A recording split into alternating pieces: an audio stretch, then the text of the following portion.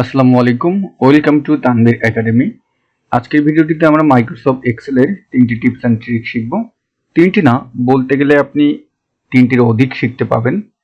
তা আমি 3টি বিষয় নিয়ে বেশি আলোচনা করব, কারণ যেই বিষয়গুলো আমাদের বেশি দরকার হয়ে থাকে ডেটাবেজের ক্ষেত্রে। তা চলুন আমরা ভিডিওর মূল টপিকে চলে যাই। তা ভিডিওর মূল টপিকে যাওয়ার আগে আপনাদের কাছে একটি রিকোয়েস্ট থাকবে।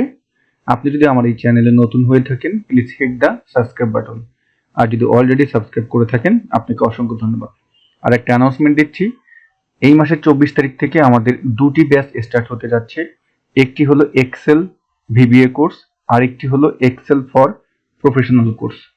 এই দুটি কোর্সের লিঙ্কই আমরা ভিডিও ডেসক্রিপশন বক্সে দিয়ে দেবো। আপনি ডেসক্রিপশন বক্সে গেলে দুটি কোর্সের টপিক সম্পর্কে বিস্তারিত সবকিছু জানতে পারবেন। তা যারা এই রিলেটেড কোর্সগুলো করতে চান, এখনই ভিডিও ডেসক্রিপশন বক্সে চলে যান, কোর্সের লিঙ্কটিতে গিয়ে ইনফরমেশন নিয়ে দ্রুত ভর্তি হয়ে যান, কারণ আসন সংখ্যা খুবই সীমিত। তা চলুন ভিডিওর মূল টপিকে চলে যাই। তো ডিয়ার ভিউয়ার্স, আমাদের প্রথম ট্রিকটি হলো, ধরুন আপনি এরকম একটি টেবিল আপনি তৈরি করেছেন এবং সেই টেবিলে আপনার যেই ডেটাগুলো আছে সেগুলো ইনপুট করেছেন।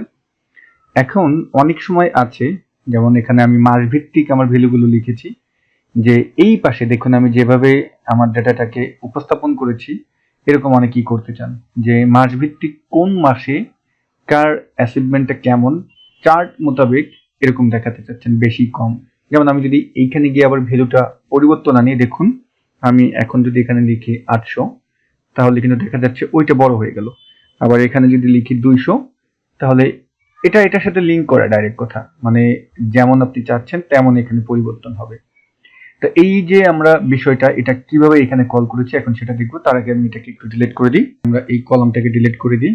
আমি এটা ডিলিট করে দিলাম। এটা নরমালি সিলেক্ট করে কিন্তু ডিলিট হবে না, ঠিক আছে? আপনাকে একেবারে কলামই ডিলিট করতে হবে। আচ্ছা, এখন এটা যেভাবে করবেন, আমি যেহেতু এই টেবিলটা চাচ্ছি, এই টেবিলের যে ভ্যালু আছে এটার এভাবে চাচ্ছি, অর্থাৎ কোন ভাবে আমরা রো মোতাবেক চাচ্ছি এরকম। এখন আমি যেভাবে করলাম এটা ফুল সিলেক্ট করবেন। সিলেক্ট করলে এই কর্নারে দেখবেন একটা আইকন আসছে, যেটার নাম এই যে কর্নারে এই আইকনটা, এটার নাম হলো যে কুইক অ্যানালাইসিস, যেই টুলবারটি সেটা। তো এখন আমরা এটা ক্লিক করব। করলে আমরা এখানে আবার একটি ডায়লগ বক্স দেখতে পারতেছি।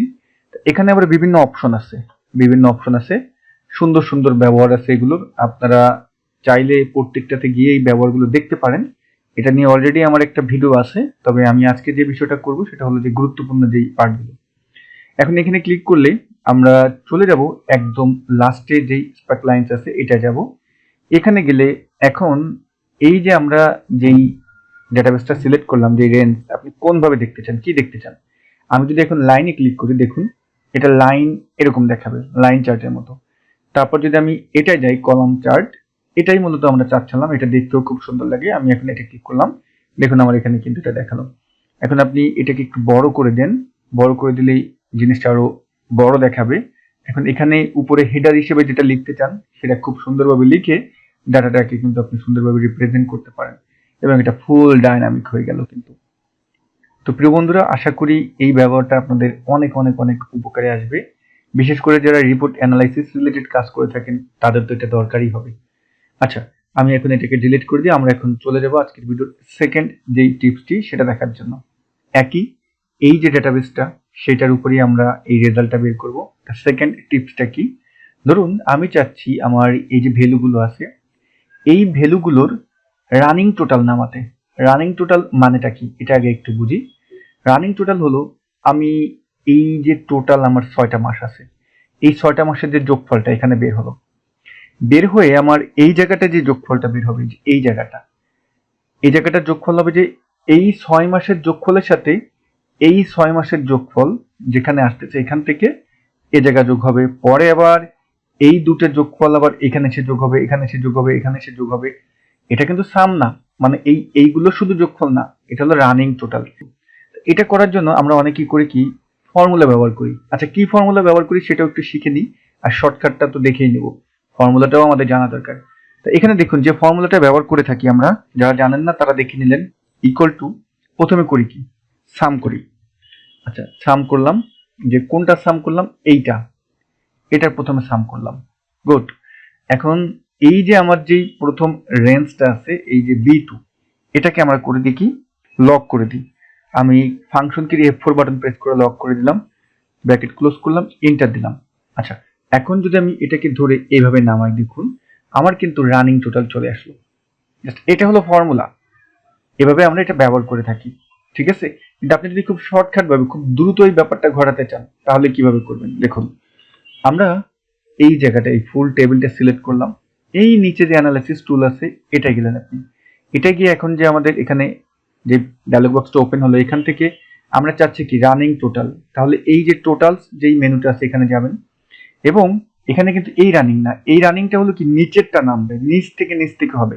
এই যে অ্যারো আইকন আছে এখানে কিন্তু উল্লেখ করে দিয়েছে, কিন্তু আমরা এটা চাচ্ছি না, আমরা এই সামের এই এখানে যান।